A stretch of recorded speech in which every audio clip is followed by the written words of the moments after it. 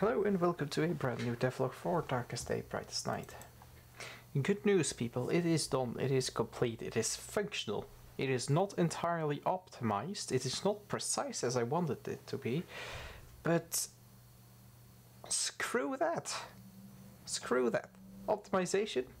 That's gonna wait until the rework, which will happen after the demo version. Precise? I mean, I moved so much from the processing requirements of the A-star algorithm itself over to pre-computable data and just level loading in general that slightly more complexity and like the amount of connections between nodes doesn't exactly have an impact upon performance. So that's perfectly fine. So yeah, we had the root connection system. I added in the precise connection system, which basically is a slightly modified Dijkstra algorithm which finds redundant paths between nodes and deletes them. Goodbye, don't need you anymore. This makes sure that the pathfinding algorithm does not check too many paths that are completely unnecessary. Aside from that, I also added a system to connect entities to the closest node so that they can basically check for other entities connected to the network in order to use pathfinding in general. As soon as you move to another node which is that gets closer than the previous one, your old connection gets deleted and a new connection gets made.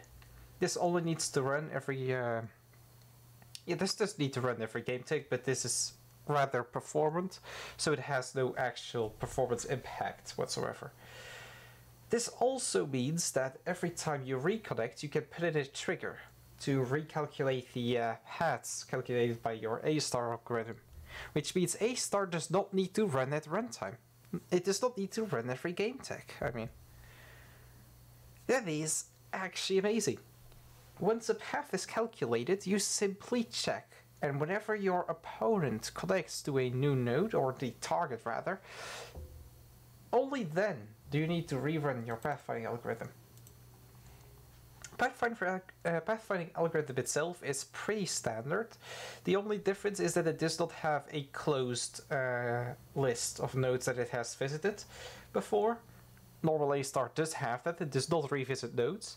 This is slightly modified to revisit nodes if the path to that node is shorter than its previously calculated path. It keeps track of that in a grid called log, keeps track of all the nodes it visited and the relevant data. And this thing is pretty optimized. I don't think I can make this any better than it is. The only optimization that can be done is within the algorithm here, the precision algorithm itself. I can remove some redundant parts if I switch from arrays to grids. I can sort them. That allows me to simply fetch the closest one, and this will remove a whole lot of checks that it needs to do. But that's gonna be for later. For now, it has no actual impact because the project is lightweight as it is, so it's good enough for a demo version. As you can see, as I run this, it all works beautifully. I took care of all of the bugs. As far as I know, it has no issues, no memory leaks, nothing. So, as you see, if I walk over here, my player connects to node 0, which is closer than entity with node 6. However, the entity still connects to me because I'm closer than any other node. As soon as I move away, it will connect to node 4, which is closer to it than node 0. It will not connect to node 3, for example, because there is an object in the way, just like node 0 and node 4 will not connect to each other.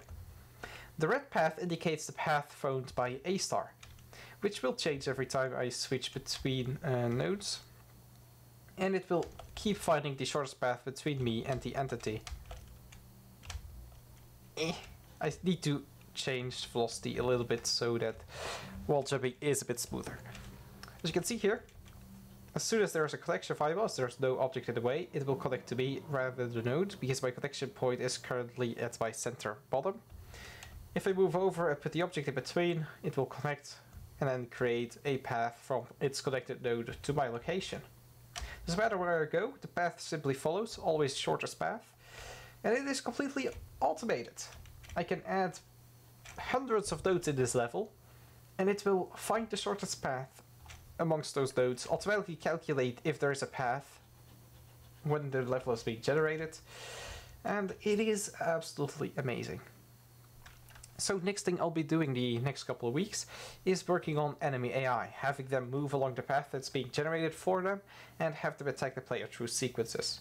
I'll make it in between devlog once the actual movement for enemies has been finished, and after that I'll finish up the sequencing and attack animations and whatnot. I'll fix the ones for the player as well, so that I have a functioning demo. So yeah, that's gonna be it for today. Sadly, do not have more time to explain how all of this works. I do plan on making a tutorial for all of this. I did notice a distinct lack of documentation on this type of graph creation in 2D platformer games. In most games that apply this kind of system, they simply manually place the nodes and connections between the nodes. And I actually haven't found anything on automatically generating these connections. Also, Pathfinding in general has very little documentation for GameMaker 2.3, and most of it is for simple grids. Divide your entire level in equally sized squares and find the path through those squares, which does not function well with a very organic level design. So I'll be making a very in-depth tutorial on this as soon as I optimize the algorithm a little bit more. Yeah, that's what's planned. For now, this is done. It is done. This is probably the most complex part of the game, aside from the physics stuff, in terms of like actual complexity. It's not the most work. Most work will probably be level design. Oh boy.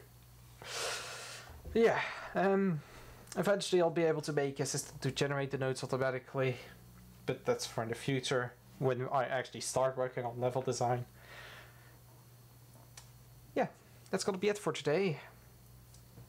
Thank you for watching this devlog, and I will see you in the next one.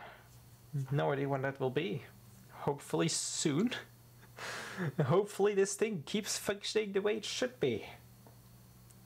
Yes, have a wonderful day and goodbye.